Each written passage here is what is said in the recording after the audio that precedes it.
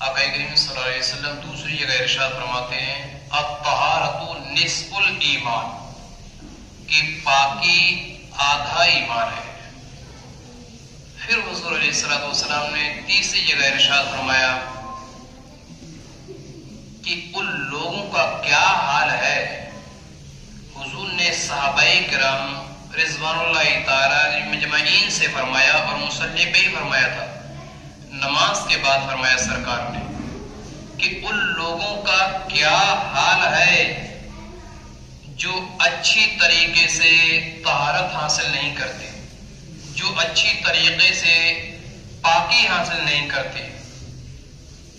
اور اس کی وجہ یہ ہے کہ جو امام کو شبہ پیدا ہوتا ہے، امام کو جو شک پیدا ہوتا ہے، امام جو بھولتا ہے، اس کی وجہ یہ ہوتی ہے کہ پیچھے کوئی ایسا ہوتا ہے نماز پڑھتا ہوا، ایسا ہوتا ہے جو صحیح طریقے سے پاکی حاصل کیا نہیں ہوتا ہے، اور اس کی وجہ یہ ہوتی ہے کہ امام کو متشابہ نماز میں ہو جاتا ہے۔ عزیزان محترم، جو حدیث پاک کے اندر ارشاد فرمایا گیا کہ جو پاکی ہے یہ آدھا ایمان ہے، اور مسلمان کے پاس سب سے بڑی جو دولت ہے، سب سے بڑی دولت وہ ہے ایمان کی دولت۔ اب بتاؤ، سب سے بڑی جو دولت ہے وہ ایمان کی دولت ہے، تو پھر اس دولت کا لحاظ بھی رکھنا ہے، اس دولت کی عزت بھی کرنی ہے، اس دولت کا ادب بھی کرنا ہے۔ عزیزان محترم، تو ہمیں اچھے طریقے سے پاکی بھی حاصل کرنا ہے۔ حضرت سعید بن زید رضی اللہ عنہ راوی ہیں، پیارے آقا صلی اللہ علیہ وسلم نے ارشاد فرمایا کہ جس نے بسم اللہ نہ پڑھی اس کا وضو نہیں۔ اور یہ ترمذی شریف کے اندر بھی حدیث ہے، ابن ماجہ کے اندر بھی حدیث ہے، اس کے علاوہ دارقطنی کے اندر بھی حدیث ہے، اس کے علاوہ بہقی کے اندر بھی حدیث ہے کہ جب ہم وضو کرتے ہیں، حضور نے فرمایا کہ جس نے وضو شروع کیا اور بسم اللہ نہیں پڑھی تو اس کا وضو نہیں، وضو نہیں ہے۔ تو یا تو میرا خیال یہ ہے کہ قریب قریب 80% لوگ تو بسم اللہ پڑھتے نہیں ہوں گے، 80% لوگ نہیں پڑھتے ہوں گے، مشکل سے 20% لوگ یہ ہوگا کہ وضو کرنے سے پہلے بسم اللہ الرحمن الرحیم کرتے ہوں گے۔ لیکن ساتھ میں محدثین نے اس کی اصل بھی بتا دی کہ کہیں ایسا نہ ہو کہ امت پریشان ہو جائے، امت پریشانی میں نہ پڑ جائے۔ محدثین نے بتا دیا کہ اس سے کامل وضو، اس کا مطلب یہ نہیں ہے کہ اس سے وضو ہی نہیں ہوگا، اگر کسی نے بسم اللہ نہیں پڑھی تو اس کا وضو نہیں ہے، ایسا نہیں ہے، بلکہ یہ ہے کہ کامل وضو نہیں ہے، پورا وضو نہیں ہے۔ مطلب یہ ہے کہ اگر بسم اللہ نہیں پڑھی تو ثواب میں کمی آئے گی۔ یہ امام احمد بن امام اعظم ابو حنیفہ رحمۃ اللہ تعالی علیہ کے مسلک والے لوگوں کے لیے ہے کہ ہمارے مسلک میں یہ ہے کہ وضو کرنے سے پہلے بسم اللہ پڑھنا یہ سنت ہے، یہ ہمارا مسلک شافعی اگر آپ دیکھیں گے تو اس میں بسم اللہ پڑھنا فرض ہے، بسم اللہ پڑھنا وضو سے پہلے یہ فرض ہے۔ اگر مسلک شافعی میں کسی نے بسم اللہ نہیں پڑھی تو اس کا وضو ہی نہیں ہے، اس کا وضو نہیں ہے۔ لیکن مسلک امام اعظم، مسلک حنفی کے اندر یہ ہے جس پہ ہم لوگ چلتے ہیں کہ بھائی یہ بسم اللہ پڑھنا یہ سنت ہے۔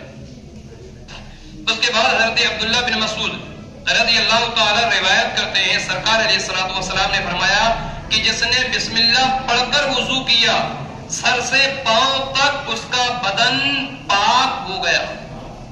حضور فرماتے کہ جس نے بسم اللہ پڑھ کر وضو کیا تو سر سے لے کے پاؤں تک اس کا تمام بدن پاک و صاف ہو گیا، اور جس نے بغیر بسم اللہ کے وضو کیا، یعنی جس نے بسم اللہ ہی نہیں پڑھی، تو پھر حضور علیہ الصلوۃ والسلام فرماتے ہیں کہ اس کا اتنا ہی بدن پاک ہوگا جتنا اس نے وضو میں دھویا ہے۔ عزیزان محترم، تو اس روایت سے ہمیں یہ بھی سمجھ میں آیا کہ جب بھی ہم وضو کریں تو بسم اللہ الرحمن الرحیم سے شروعات کریں، یعنی بسم اللہ پڑھیں، اور جب بسم اللہ پڑھیں گے تو انشاءاللہ ہمارا وضو بھی کامل ہوگا اور ثواب میں بھی اضافہ ہوگا۔ عزیزان محترم، دوسری اس سے یہ چیز بھی ثابت ہو گئی کہ بھائی سر سے پاؤں تک تمام بدن پاک ہو جائے گا۔ اس کے علاوہ پھر دیکھیں، حضرت عبداللہ بن بریدہ رضی اللہ تعالی عنہما اپنے والد سے روایت کرتے ہیں کہ ایک صبح کو رسول اللہ صلی اللہ علیہ وسلم نے حضرت بلال کو بلایا اور فرمایا، اے بلال، کس عمل کے سبب جنت میں تم مجھ سے آگے آگے چل رہے تھے؟ میں رات جنت میں گیا تو تمہارے پاؤں کی آہٹ اپنے آگے پائی۔ حضرت بلال نے عرض کیا یا رسول اللہ میں جب اذان کہتا ہوں اس کے بعد 2 رکعت نماز پڑھ لیتا ہوں اور میرا جب وضو ٹوٹ جاتا ہے تو وضو کر لیتا ہوں۔ حضور نے فرمایا اسی سبب سے۔ اب اس کا مطلب کیا ہے؟ ابن ماجہ کی یہ روایت ہے، حضور علیہ السلام جب معراج کی رات گئے تھے اللہ سے گفتگو کرنے تو آقا کریم صلی اللہ علیہ وسلم فرماتے ہیں کہ وہاں میں نے حضرت بلال کے جوتوں کی آہٹ سنی، وہاں میں نے حضرت بلال کی آہٹ سنی۔ تو حضور یہ کہتے ہیں میں نے حضرت بلال سے فرمایا کہ بلال یہ تمہارے جو جوتوں کی آواز تھی، تمہاری جو آہٹ تھی وہاں کیسے اور کس سبب سے؟ تو انہوں نے عرض کیا رسول اللہ صلی اللہ علیہ وسلم میں اذان کے بعد اذان دیتا ہوں، پھر 2 رکعت نماز پڑھتا ہوں اور اس کے بعد میں پھر وضو کرتا ہوں، پھر میں وضو کر لیتا ہوں۔ عزیزان محترم اگر ایک وضو کے بعد جیسے ایک مرتبہ بھی ہم نے وضو کیا، ایک مرتبہ وضو کیا، اب ایک نماز کے لیے وضو کیا، نماز پڑھ لی، اب دوسری جو نماز آ رہی ہے، دوسری نماز جو آ رہی ہے اس کے لیے پھر ہم نے وضو کر لیا، ہمارا وضو باقی ہے، ابھی وضو ٹوٹا نہیں ہے، وضو باقی ہے اور پھر ہم نے وضو کر لیا اور اس نماز کا انتظار کر لیا ہم نے۔ آقا کریم صلی اللہ علیہ وسلم فرماتے ہیں کہ اس کے اگلے اور پچھلے دونوں قسم کے گناہوں کو اللہ تبارک و تعالی معاف فرما دے گا۔ ایک وضو کے اوپر دوسرا وضو، یعنی الوضو علی الوضو، کہ وضو پر وضو، اور نماز کا ساتھ میں انتظار کرنا کہ ایک نماز پڑھ لی اب وضو تو ہے یہ پھر وضو کر لوں، دوسری نماز کا ٹائم آ رہا ہے۔ عزیزان محترم یہ روایت ابن ماجہ کے اندر موجود ہے۔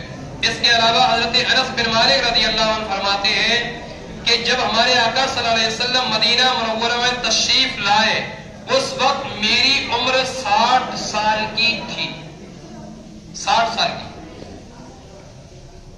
سرکار صلی اللہ علیہ وسلم نے مجھ سے فرمایا اے بیٹے تم سے ہو سکے تو ہر وقت باوضو رہا کرو، اگر کسی شخص کی موت وضو کی حالت میں ہو جائے تو اس کو شہادت کا درجہ ملے گا۔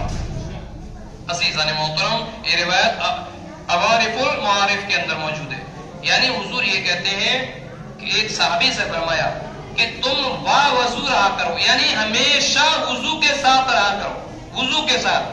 حضور علیہ السلام نے اپنے صحابی سے فرمایا کہ اگر حالت وضو میں اگر کسی کا انتقال ہو جائے، اس دنیا سے چلا جائے تو یہ سمجھ لیجئے کہ اس کو شہادت کا درجہ ملے گا۔ عزیزان محترم تو اس سے آپ نے اندازہ لگا لیا کہ وضو کی کتنی اہمیت ہے، وضو کی کتنی اہمیت ہے۔ ابھی وہ طریقہ بھی میں آپ کو بتا دیتا ہوں، یہ آپ لوگ سن لیں، اور وضو سے کیسے کیسے گناہ دھل جاتے وہ بھی دیکھ لیں۔ حضرت عبداللہ سنابحی رضی اللہ عنہ راوی ہے، آقا کریم صلی اللہ علیہ وسلم نے فرمایا کہ جب مسلمان بندہ وضو کرتا ہے تو کلی کرنے سے اس کے منہ کے گناہ جھڑ جاتے ہیں، اور اگر ناک میں پانی ڈالتا ہے، ناک صاف کرتا ہے تو اس کے ناک کے گناہ جھڑ جاتے ہیں، اور جب چہرہ دھلتا ہے تو حضور علیہ السلام فرماتے ہیں کہ اس کے چہرے کے، اس کے منہ کے گناہ جڑ جاتے ہیں، اس کی پلکوں کے قد کے گناہ جڑ جاتے ہیں، اس کی آنکھوں کے گناہ جڑ جاتے ہیں۔ سرکار نے فرمایا اگر وہ سر کا مسح کرتا ہے تو اس کے سر کے گناہ جڑ جاتے ہیں، اور جب پیروں کو دھلتا ہے تو اس کے پیروں کے گناہ جھڑ جاتے ہیں۔ عزیزان محترم یہ وضو کا معاملہ ہے۔ اب دیکھ لیجیے آپ پہلے حوالہ دیکھ لیں، میزان الکبریٰ صفحہ نمبر 225 فتاوی رضویہ جلد اول۔ اب اس کے اندر دیکھیں سیدنا سرکار امام اعظم رحمت اللہ تعالی علیہ، بیٹے بچہ بات مت کرو بیٹے، کچھ وقت ملتا ہے سن ہی لیا کرو، سن لیا کرو بیٹے تھوڑی دیر۔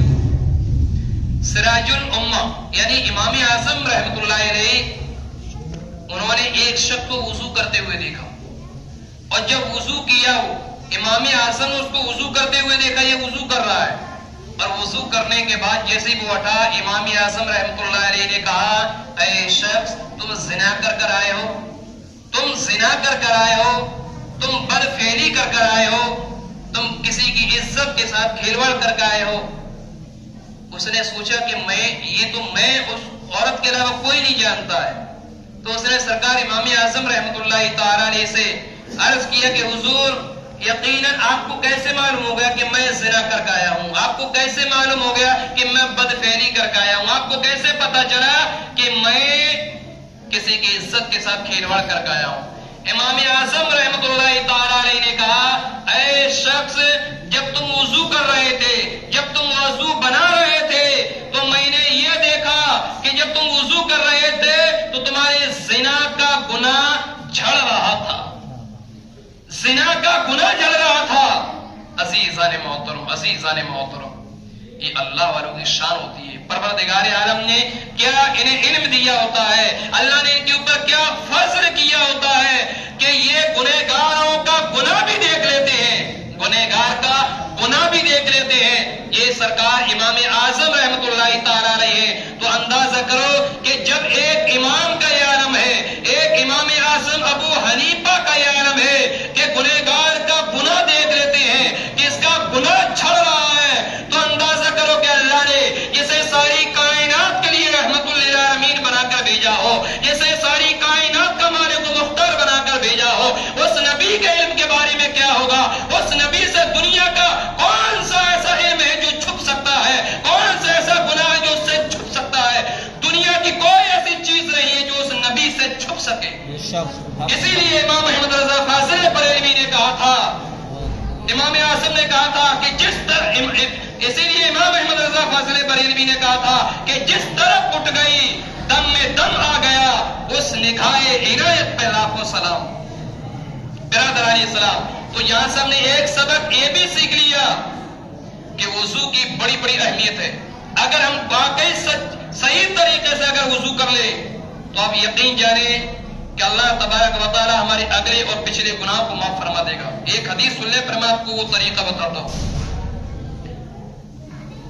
حضرت ابو ہریرہ سے روایت ہے، رسول اللہ صلی اللہ علیہ وسلم نے فرمایا کہ بروز قیامت میری امت، حضور فرمائے قیامت کے دن میری امت اس حال میں آئے گی، اس حال میں اس طریقے سے آئے گی کہ اس کے چہرہ جو ہوگا وہ چہرہ چمک رہا ہوگا مثل چاند کے، وہ چہرہ چمک رہا ہوگا. پھر آقا ارشاد فرماتے ہیں کہ اس کے ہاتھ بھی چمک رہے ہوں گے. پھر حضور یہ بھی فرماتے ہیں اس کے پیر بھی چمک رہے ہوں گے. عزیزان محترم، پوچھا جائے گا تو اصل اس کا یہی نکلے گا کہ یہ شخص دنیا میں وضو کیا کرتا تھا اور کامل وضو کیا کرتا تھا.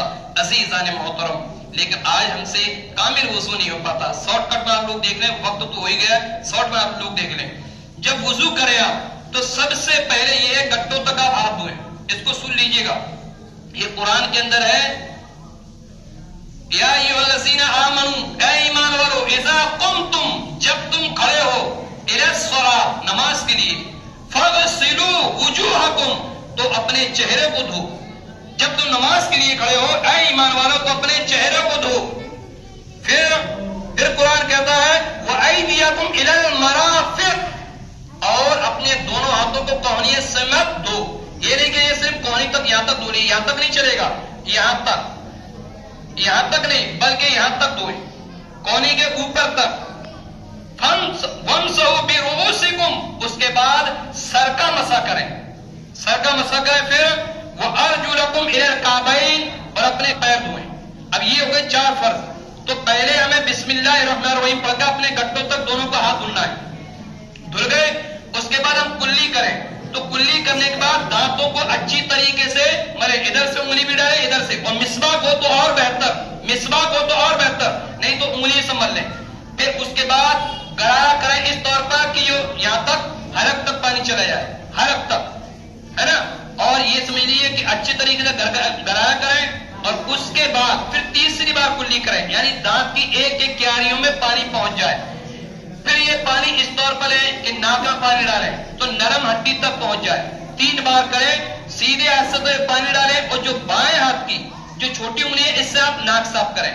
اس کے بعد پھر یہ پانی لیں چہرہ دھونے کے لیے، چہرہ دھوئیں اس طور پر یہاں سے بال جو اگ رہے ہیں، بال جہاں سے اگ رہے ہیں، اور ٹھوڑی کے نیچے تک، ایک کان کی لو سے दूसरे कान की लौ तक, यानी जहां से पानी पूरा इतना पहुंच जाए, 3 बार इस तौर पर धोना है। अभी आपने बहुत से ये देखा होगा, अभी जो सर्दी गई है कि आदमी ऐसे जल्दी कर लेता है। अगर पानी जिल्द तक नहीं पहुंचा, खाली ये जब पानी पहुंच गया, ये डाल दिया और रपड़ गया वहां से, तो इस तौर पर वुजू नहीं होगा, बल्कि ये फरमाया गया हदीस पाक के अंदर कि जब पानी डाले तो उसको अच्छे तरीके से मले, इस तौर पर, है ना, इस तौर पर मले। अब जब चेहरा धुल लिया 3 बार, उसके बाद जब हाथों को धुलेंगे 3 बार यहां तक, ठीक है, 3 बार यहां तक हाथ धुल लिए, उसके बाद सर का मसा करेंगे। तो बहुत से लोग तो ऐसा करके कर लेते हैं, बहुत से लोग चूम लेते हैं इस तौर पर, ऐसा मसा नहीं होगा साहब। अब देखिए मैं आपको मसा का तरीका आपको बता रहा हूं, फिर आसान भी बता दूंगा। देखो ये 3 उंगली है, ये सब इस्तेमाल हो रही है, 5 तो उंगली मसा में इस्तेमाल होंगी, 5। उसके बाद ये हथेली भी इस्तेमाल होगी, उसके बाद ये भी इस्तेमाल होगी। ये मसा का तरीका होगा। मिसाल के तौर पर, बेटा ऊपर आ जा, खड़ा हो जा, खड़ा हो। देखो मसा का तरीका आप लोग देख लें, ये 3 उंगली है ना, देखो यहां से ये इस तौर, बेटा सीधा करो, देख लिए, ये हो गया 3 उंगली का, है ना, ये 3 उंगली का हो गया। उसके बाद फिर इस तौर पर करें, ठीक है, उसके बाद इस तौर पर कानों में जैसे एक एक के जरिए से पहुंच के एक एक क्यारी में यहां आ गए। अब यहां से उठने के बाद फिर हम ये कर लेंगे, ये हो गया। उसके बाद अब ये रह गया, तो एक इस पे, एक इस पे, 3 उंगली का पहले, है ना, 3 उंगली इस तौर पर ले जाएंगे पीछे तक, गर्दन तक, और फिर इसको हथेली को इस तौर पर लेकर आएंगे। उसके बाद फिर उंगली जो 2 रह गई, क्यों 3 इस्तेमाल हुई, अब दोनों रह गई, तो अब इसको कानों में डालेंगे इस तौर पर, इस तौर पर पहुंचने का, फिर ये, अब ये हो गया।